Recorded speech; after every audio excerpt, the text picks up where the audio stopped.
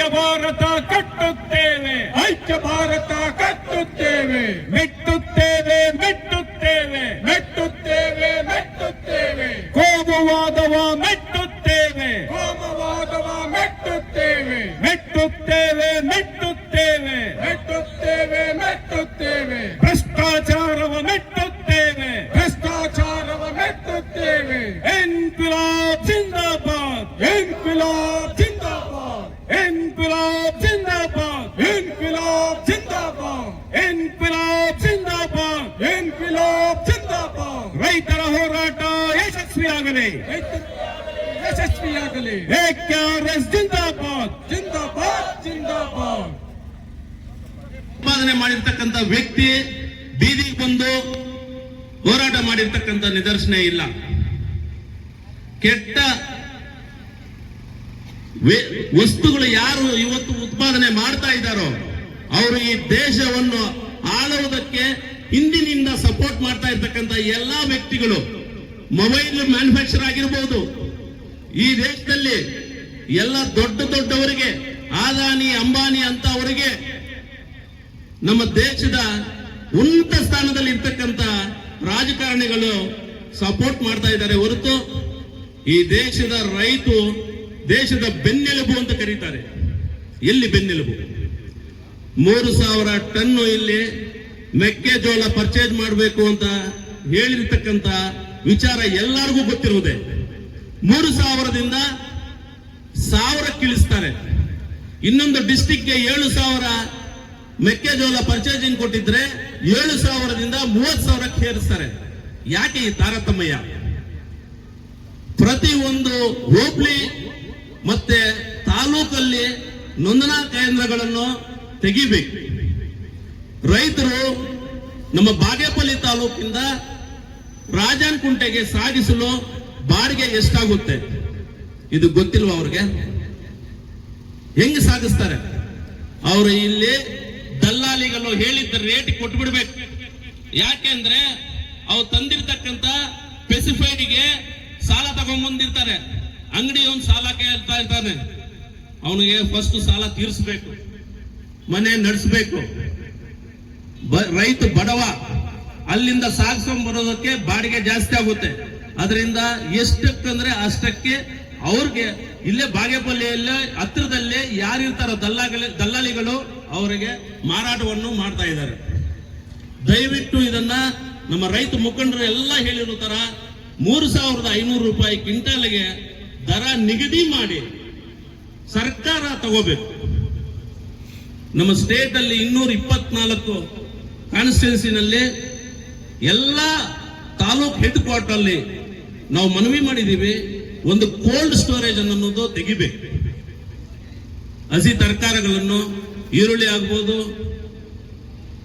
ಮೆಣಸಾಗ್ಬೋದು, ಆಲೂಗಡ್ಡೆ ಆಗ್ಬೋದು, ಇಂಥದ್ದನ್ನೆಲ್ಲ ಕೆಲವು ದಿವಸ ಒಂದು ಕೋಲ್ಡ್ ಸ್ಟೋರೇಜ್ಗೆ 6 ರಿಂದ 7 ಕೋಟಿ ರೂಪಾಯಿ ಖರ್ಚಾಗುತ್ತೆ. 224 ಕಾನ್ಸ್ಟಿಟ್ಯೂನ್ಸಿನಲ್ಲಿ ಒಂದೊಂದು ಕೋಲ್ಡ್ ಸ್ಟೋರೇಜ್ ಅನ್ನು ತೆಗೆದ್ರೆ ಬಹಳ ಅನುಕೂಲ ಆಗುತ್ತೆ ಅಂತ ಬಹಳ ದಿನಗಳಿಂದ ನಾವು ಮೆಮೊರಾಂಡಮ್ ಅನ್ನು ಕೊಟ್ಟಿದ್ದೀವಿ, ಹೋರಾಟ ಮಾಡ್ತಾ ಇದ್ದೀವಿ.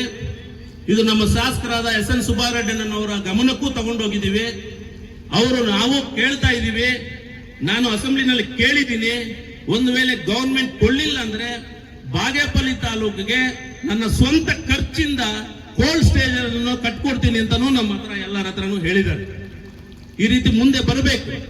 ನಾಯಕರು ರೈತರಿಗೆ ಅನುಕೂಲವಾಗಿರ್ತಕ್ಕಂಥ ಕೆಲಸಗಳನ್ನು ಮಾಡಬೇಕು. ದಯವಿಟ್ಟು ನಾವು ಇವತ್ತು ಎಲ್ಲರೂ ಬಂದಿದ್ದೀವಿ.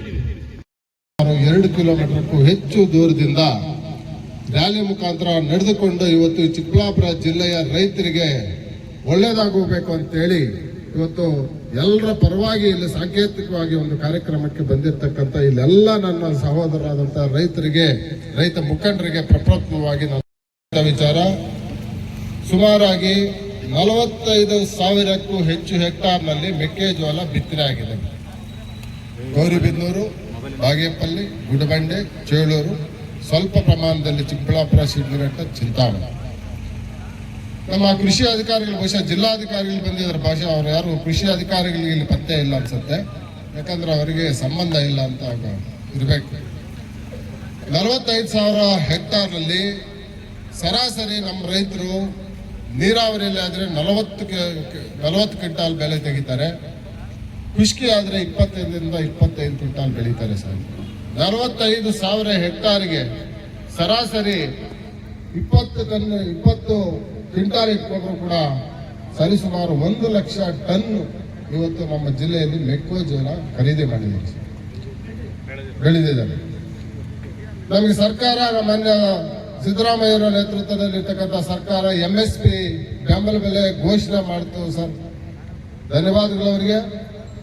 ಆದರೆ ನಮ್ಮ ಜಿಲ್ಲೆಯಲ್ಲಿ MSPಯಲ್ಲಿ ಇದುವರೆಗೂ ನಮ್ಮ ಜಿಲ್ಲೆಯಲ್ಲಿ ಎಷ್ಟು ಖರೀದಿ ಮಾಡಿದ್ದಾರೆ ಅಂತ ತಮ್ಮ ಅಧಿಕಾರಿಗಳು ಯಾರಾದ್ರೆ ಹೇಳ್ಬೇಕು ಸರ್. ಚಿಕ್ಕಬಳ್ಳಾಪುರ ಜಿಲ್ಲೆಯಲ್ಲಿ 1 ಲಕ್ಷಕ್ಕಂತೂ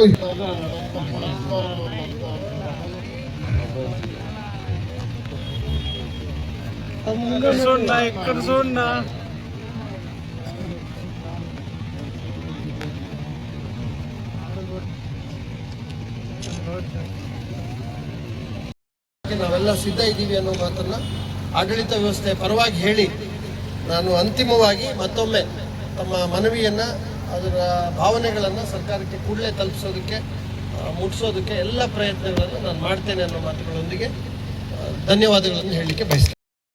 AKRS ಅಖಿಲ ಕರ್ನಾಟಕ ರೈತ ಸಂಘಟನೆಯ ಜಿಲ್ಲಾ ಸಂಚಾಲಕ. ಇವತ್ತು ನಮ್ಮ AKRS ಸಂಘಟನೆಯ ನೇತೃತ್ವದಲ್ಲಿ ಈ ದಿನ ಜಿಲ್ಲಾಧಿಕಾರಿ ಕಚೇರಿ ಮುಂದೆ ಒಂದು ಪ್ರತಿಭಟನೆ ಮತ್ತು ರ್ಯಾಲಿ ಕಾರ್ಯಕ್ರಮವನ್ನು ನಮ್ಮ ಜಿಲ್ಲೆಯ ಎಲ್ಲ ತಾಲೂಕುಗಳ ರೈತರಿಂದ ಸಾಂಕೇತಿಕವಾಗಿ ಒಂದು ಪ್ರತಿಭಟನೆ ಉದ್ದೇಶ ಏನಂದರೆ ಇವತ್ತು ನಮ್ಮ ಜಿಲ್ಲೆಯಲ್ಲಿ 45,000 ಹೆಕ್ಟಾರ್ಗಿಂತ ಹೆಚ್ಚು ಪ್ರದೇಶದಲ್ಲಿ ಮೆಕ್ಕೆಜೋಳವನ್ನು ರೈತರು ಬೆಳೆದಿದ್ದಾರೆ. ಸರ್ಕಾರ 2,400 ರೂಪಾಯಿಯಿಂದ ಇವತ್ತು MSP ದರ ನಿಗದಿ ಮಾಡಿದೆ. 2,400 ರೂಪಾಯಿ MSP ದರದಂತೆ ನಮ್ಮ ಜಿಲ್ಲೆಯಲ್ಲಿ ಮೆಕ್ಕೆಜೋಳವನ್ನು ಖರೀದಿ ಮಾಡ್ತಾ ಇದ್ದಾರೆ. ನೋಂದಣಿಯನ್ನು ಸ್ಥಗಿತಗೊಳಿಸಿದ್ದಾರೆ. ಮತ್ತು ಇವತ್ತು ರೈತರಿಗೆ ಅನುಕೂಲವಾಗುವ ರೀತಿಯಲ್ಲಿ ತಾಲೂಕು ಕೇಂದ್ರಗಳಲ್ಲಿ ಖರೀದಿ ಕೇಂದ್ರಗಳನ್ನು ಮಾಡಿದೆ. 120 ಕಿಲೋಮೀಟರ್ ದೂರದಲ್ಲಿರ್ತಕ್ಕಂಥ ರಾಜಾನುಕುಂಟೆಯಲ್ಲಿ ಇವತ್ತು ಖರೀದಿ ಕೇಂದ್ರ ಪ್ರಾರಂಭ ಆಗಿದೆ ಅಂತ ಆದೇಶ ಮಾಡಿದೆ. ಇದರಿಂದ ಈ ಜಿಲ್ಲೆಯಲ್ಲಿರ್ತಕ್ಕಂಥ ಯಾವುದೇ ಮೆಕ್ಕೆಜೋಳ ಬೆಳೆಯತಕ್ಕಂಥ ರೈತರಿಗೆ ಅನುಕೂಲ ಆಗೋದಿಲ್ಲ. ಮತ್ತು ಹೋಗ್ಲಿಕ್ಕೂ ಕೂಡ ಈಗಾಗಲೇ ಇವತ್ತು ಖರೀದಿ ನೋಂದಣಿಯನ್ನು ಸ್ಥಗಿತ ಮಾಡಿದ್ದಾರೆ. ಇದು ಸಂಪೂರ್ಣವಾಗಿ ರೈತ ವಿರೋಧಿ ಇದೆ.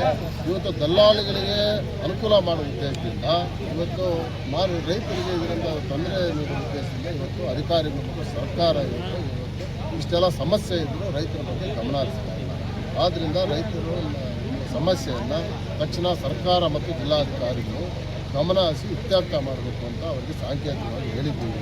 ಅವರೇನಾದರೂ ಒಂದು 4-5 ದಿವಸ ಒಂದು ವಾರದಲ್ಲಿ ಇತ್ಯರ್ಥ ಮಾಡಲಿಲ್ಲ ಅಂದರೆ ಖರೀದಿ ಕೇಂದ್ರಗಳನ್ನು ಖರೀದೇ ಇದ್ದರೆ ಇವತ್ತು ನೋಂದಣಿ ಪ್ರಕ್ರಿಯೆಯನ್ನು ಪ್ರಾರಂಭ ಮಾಡದೇ ಇದ್ದರೆ ಅದು ರಾಗಿ ಖರೀದಿ ನೋಂದಣಿ ಆಗಲಿ, ಮೆಕ್ಕೆಜೋಳ ನೋಂದಣಿ ಆಗಲಿ ನಾವು ರಾಷ್ಟ್ರೀಯ ಹೆದ್ದಾರಿಗೆ ಹಿಡಿತೀವಿ ನಮ್ಮ ಜಿಲ್ಲೆಯಲ್ಲಿ ಅಥವಾ ಜಿಲ್ಲಾಧಿಕಾರಿ ಕಚೇರಿಗೆ ಮತ್ತೊಮ್ಮೆ ಬೇಕಾದರೆ ನಾವು ಒಂದು ನುಗ್ಲಿಕ್ಕೆ ರೆಡಿ ಇದ್ದೀವಿ.